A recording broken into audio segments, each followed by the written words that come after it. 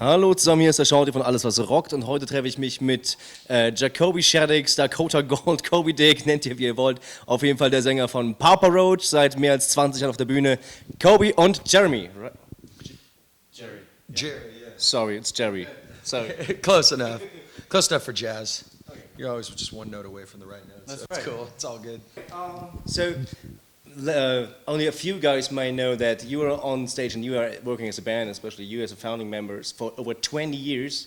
Yeah. Most know you for about 10 years or so, like that. Starting up at high school, as I remember well, college? Yeah, we started out in 1993. We were in high school. Jerry went to a high school from across town, and I knew his girlfriend quite well from my school, and Not that one, but yeah. I knew quite well. she was a rocker, you know what I'm saying? All like the rocker kids kind of hung out, you know, and then she started dating Jerry, and we were looking for a guitar player, and we were like a funk punk band. Jerry was a metalhead, like, he's like, I called Jerry, I'm like, yo, you come jam with us. He's all, I don't think it's gonna work out, dude. And I just kept pestering him until finally, Come on, you don't have anything else to do. Come over. Yeah. You had nothing to do, right? Really, I didn't. So he was right. All right. So, did you have a little celebration, so a little birthday party? They're saying, "Hey, 20 years on stage, we're still alive." every night, man, every night we step on stage, it's a party. You know, how we've grown musically and all those things, we've all, I believe, taken some time and really reflect back on the last 20 years, and wow, blow my mind, man. Yep. So I suppose no one of you has ever suggested that you would play in Germany or in Switzerland or in Great Britain when you started out as a band. No, we thought we'd get as far as like, Texas or something, Yeah, like, if we were lucky, then we run out of gas money or something, you know. Okay, so you're. Please excuse the expression, but you are some kind of dinosaur in modern rock music. So starting in 1993. So how many of your colleagues and of your fellow mates and bands just died out during the wave? So how many you know about? Oh, well, you know, a lot of them, man. I mean, it's like, there's been bands that have gone away. You know, Limp Bizkit was big for a while, and then they went away for a lot of years, and then they came back, and they're, doing it again, which is cool to see them doing it again. I follow Wes on Instagram. He's always painting himself up all crazy. It's cool also to see, like, Head from Korn come back to Korn and, unify back with his guys and see them going strong again. But then there's a lot of bands outside of those bands that, like, are no longer, and we're very fortunate to keep doing what we do, you know what I'm saying, and making music that really affects people. I mean, in America, it's rad because it's we still got songs that chart top 5. We had a #1 track on this record with Where Did the Angels Go in America. Right. And so it's like, there's nothing dinosaur about that, homie. You know what I'm saying? That's straight up. That's just real shit in real time. So, but yeah, I mean, as the rest fade away, we are cockroaches. We are not dinosaurs, my friend. We will last forever. Oh, right. Another thing is that over the last 20 years and over the last records, there are a few subjects always coming up on your records. As I suppose, it's always heartache is always a big subject in your songs, maybe. And it's also some kind of being discontent with yourself. So, so what's the inspiration for that songs? Because these songs seem to take a high value for you and the band at all. Well, I mean, it's just every time we go make a record, it's like I'm always dealing with where I'm at in my personal life, and it's been a roller coaster for me personally, and I've had a lot of highs and a lot of lows in my life, but with music, it just seems like from the darkness, it just comes some of the best music that we write, and it's like from the desperate times, I just pour myself into the music, and that's what gives me freedom, you know what I'm saying, and ultimately that's what makes me part of something bigger than just myself, because the human condition is, we're not made to be alone. You know what I'm saying? And when I put myself in these songs, I put myself out there, and then I make myself vulnerable, but then I find out, as people listen to this music, they identify with it, they relate with it, and then I'm part of something, you know what I'm saying? And that's like, for me, that's just natural what I do, and I mean, yeah, man, life keeps out and happening. That's the thing, you think everything's all good, and then the next thing you know, some tragic stuff happens in your life, whether it's from your own making or that's just because life keeps happening, but it's like we always put that into our music, and that's very important. That's a that heartache and that coming from the darkness and into the light. That's always been a running theme for us in our music. And our fans, I really think they respect that and love the honesty in our music. Yeah. So you're getting some kind of connected with your fans by performing the songs on stage, so that's all growing together as one maybe. Oh yeah, it's just the energy. I mean, straight up, man. Yeah, and we always get people, coming after the shows saying that even just listening to the songs helps them get through hard times in their lives. So, it's not why he writes the stuff that he writes, but it's a thing that makes us part of something all together, and it's cool for him to be able to help people. Yeah, I got letters yesterday. I was reading a couple letters. We get letters every day. But I got these letters yesterday I was reading, and this girl was just like, you are my voice at times when I can't like speak up for myself.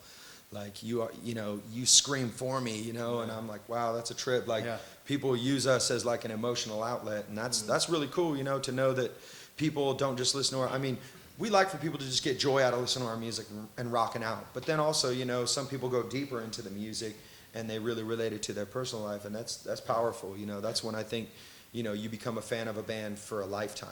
Right. So now a real hard question, guys. So think wisely. I know it's a hard question. There. Please answer honest. Your favorite city in Germany to play in? If you say Munich, I will ask you twice again. Favorite city? I would say, I mean, there are different reasons. I think I really like Cologne. I like the city. But we did have a really, really good show last night in Berlin. We had an epic show in Berlin last night, man. A show, dude, but seriously, like, we can't deny the fact of, like, when an audience rocks, dude. It's like we went there and, like, I don't know what your experiences are at shows in Berlin, but, dude, motherfuckers went off, dude. And it was cool because at the show in Berlin, there was kids from Italy there was kids from Poland there was kids from Russia. So all these kids that were coming from these other countries. So it was a rad mix of, Germans, but also, folks from surrounding countries. Switzerland as well was in the house, So we see the people with the flags. It was popping, dude. I swear to it, man. Sold out show off the chain. It was great. I mean, but we've had so many great shows here. Rock'em Ring, Rock'em Park this last year was just fucking epic. Yep.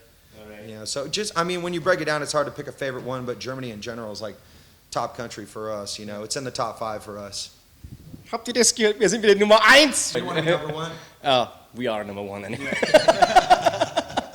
No offense. Also, you did some featurings with Skindred last time. Yeah. And with Black Eyed Peas. So Skindred, I think you had a lot of fun with them. Oh, those are my dudes, man. I love Skindred. We've taken them on tour a few times. Once in America, I think. Once in Europe and the UK. We've done a lot of shows with those guys. Benji's a good friend of mine. I actually just talked to him the other day. They're out on tour right now.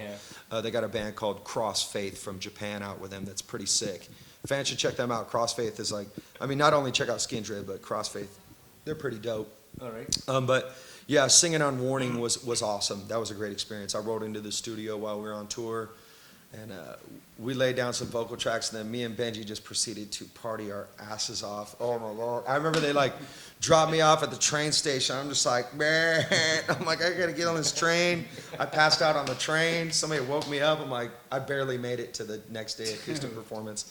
It was bad, dude. It was not one of my shining moments.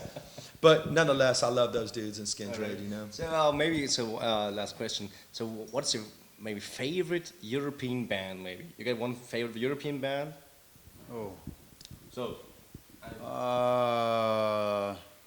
My favorite European band is probably right now the Beatsteaks. That's like, all right. I've been listening to them for like 12 years. It's even German. Yeah, they're sick, man. We did a show in Berlin, and the caterer gave me the CD launched back in the day, and I was like, oh, right on. I'll listen to that later. Yeah. A couple months later, I put in the CD player, and I was like, found my new favorite band. I've been listening to them ever since. So you would take them on a tour in the US, maybe? Who knows, man? They're huge here in Germany, man. I saw them break out at the what was that, Rock'em Ring? Yeah. And did Rock'em Ring. They just showed up and did a show like on a side stage. It was sick, dude. It was awesome. So that was cool. What about you? German band, Jerry? German band? Favorite European? Blindside. Blindside. Yeah. Swedish band. Yep. Okay. So doing some metal stuff, I suppose.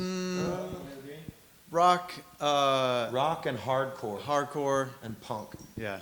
Sounds good. So check out Blindside, check out Beatsteaks in my Yeah, Beatsteaks. Skindred, and what's the Japanese one? Cross Faith. Cross Faith. Alright, so.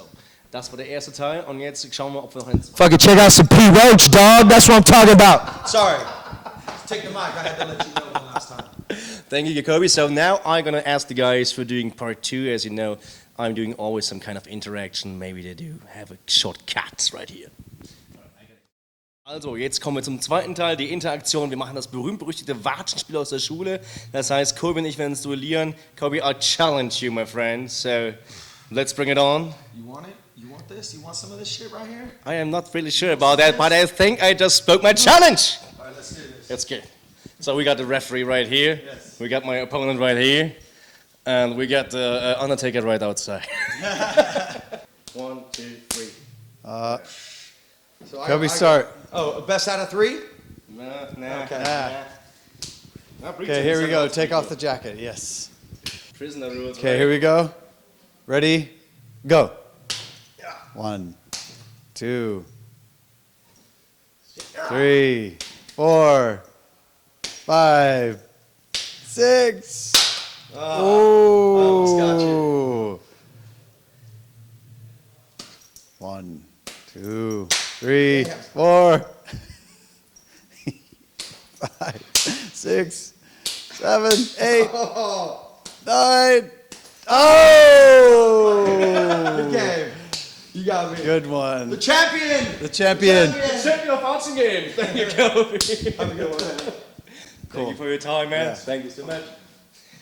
Das war Shorty von alles-was-rockt, der eindeutige Watschen-Champion gegen Coby Shadix von Papa Roach und wir fallen gleich hier hin. Ansonsten würde ich sagen, viel Spaß, check out P. Roach, Yeah. peace and out.